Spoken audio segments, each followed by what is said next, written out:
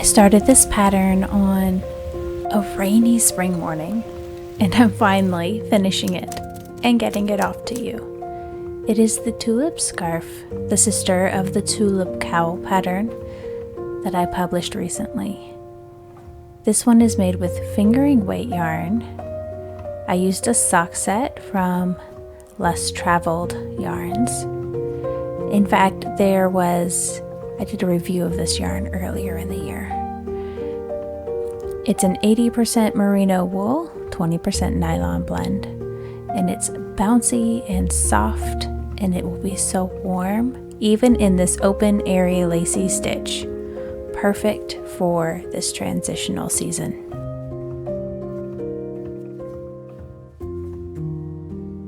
If you check out my previous video, I did a tutorial for how the stitches in this pattern are made. So I won't be going over the stitches at this time, but you can check that out in my last video.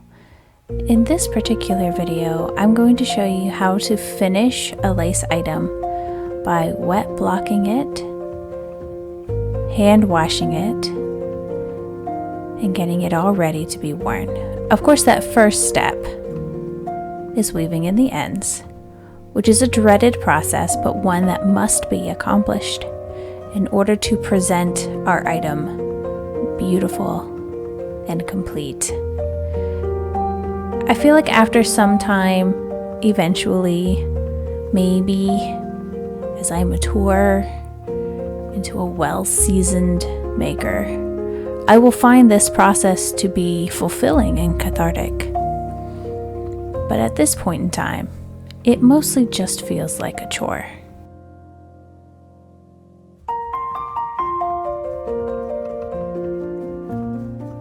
So if you have any interest in making lace, I suggest you stick around because I will be giving you all of my favorite blocking tips, tricks, with simple materials, all of which you can find linked below.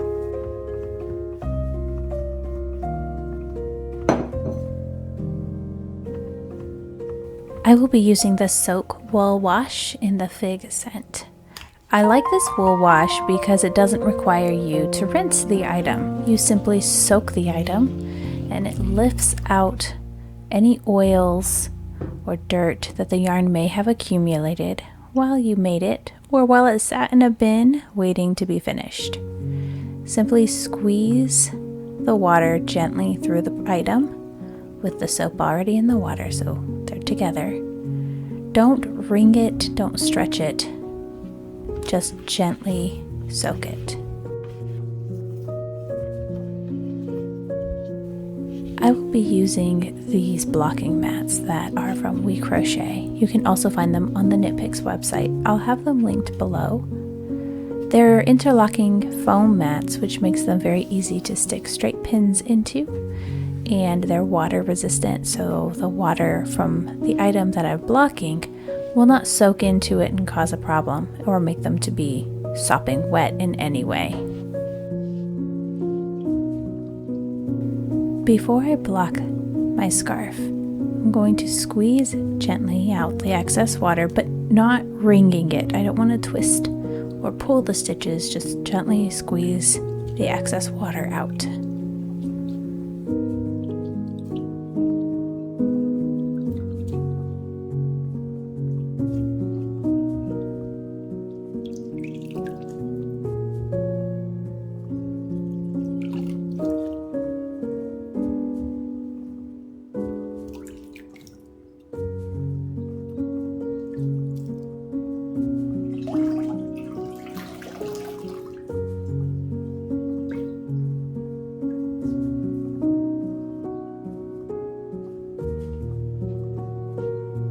I'll now lay my finished item in a clean towel to roll it up and press a little bit more water out of it. This will help it to dry faster when it gets pinned onto the blocking mats.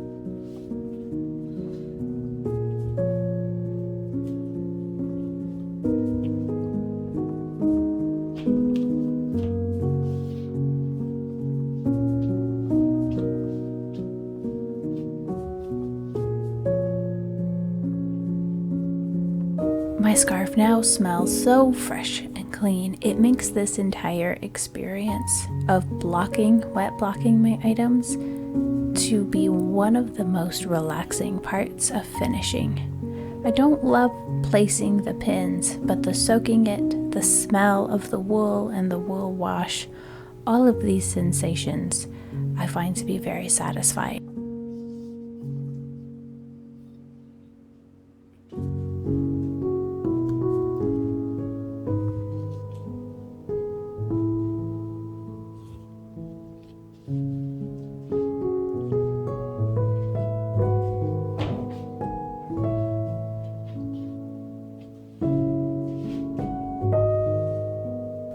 When an item is wet like this, you have a lot of flexibility in deciding the finished size. Do I want this to be a wider scarf? Do I want it to be long? There's a lot of flexibility here. For instance, I could choose to stretch it super long, but it would shrink it down very skinny. Or I could have it a little bit shorter and wider, which is what I ended up choosing to do.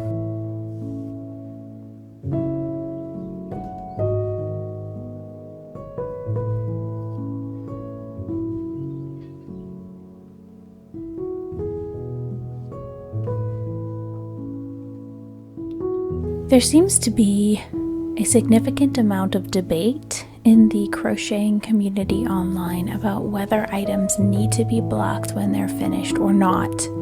I fall in the middle camp. I do not think everything must be blocked. I do believe that some items benefit from blocking, and this is one of those items. A delicate lace stitch improves its quality so much. The stitch definition, the airiness of the lace, it is all improved by blocking. However, something thick or dense, like a blanket made with acrylic yarn, may not merit blocking to the same level a lace scarf would. I also believe that the fiber material also plays a big role in how well something will block. Natural fibers tend to hold their shape better blocked than, say, acrylic, which wants to return to its original form. So with acrylic items, I rarely block them, and with bulky, tight woven things, I don't often block. However, lace and natural fibers, I believe, often benefit from this process.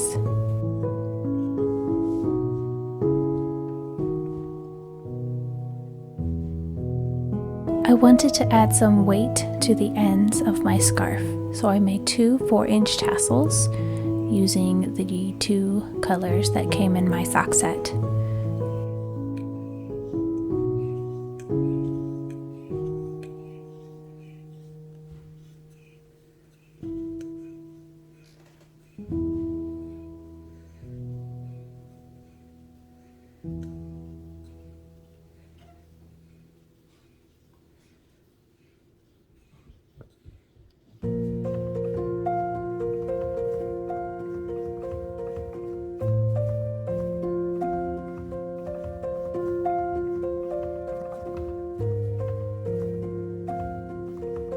Since I had very little of my contrast color left, I saved some for the second tassel, but continued to wind some of my main color here to make this first one a little bit thicker. I did the exact same process for the second tassel.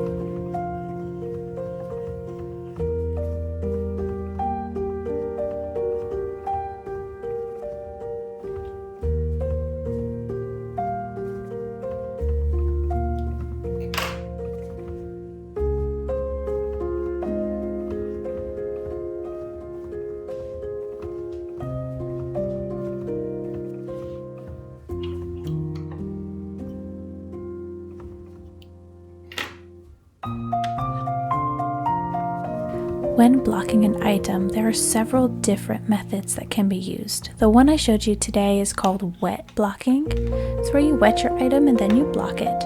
Of course, there are other methods. Some of them are a little bit faster. They don't require you to wet the item, such as pinning it in place dry, leaving it for 24 hours, or pinning it in the shape you want and then spritzing it with water or steaming it.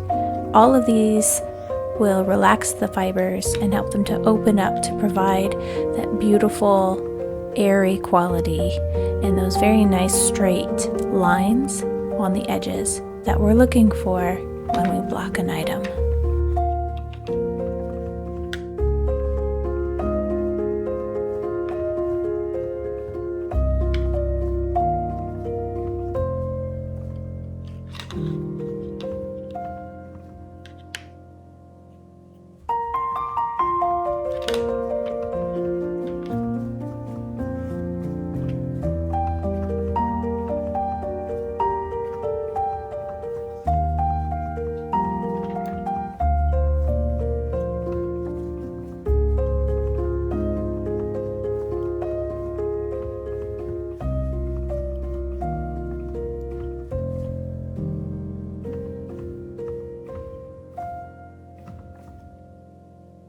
The pattern for this scarf can be found on Etsy or Ravelry in my shops. They are linked below. You can also find in my Etsy shop some general crochet and knit merch such as hoodies or stickers. All of our items are designed by a graphic artist, my sister. She does an amazing job. And I'm very excited about the new stickers that we recently put up in the Etsy shop, and I really hope you take a moment to go look at those and maybe give the shop a heart so you'll see when we post new things.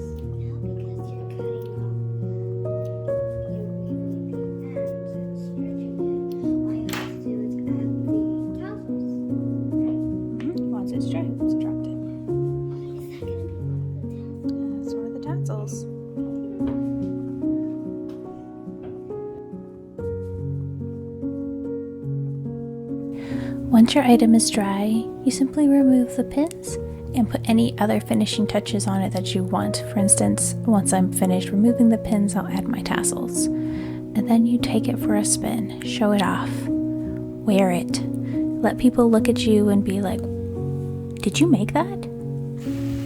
All of my friends now ask if I made anything that looks remotely crocheted or knitted now. And I have to admit that not all of the time did I actually make the item, but it is fun to keep them guessing. I hope you like this video and subscribe to my channel. I have more videos coming up soon.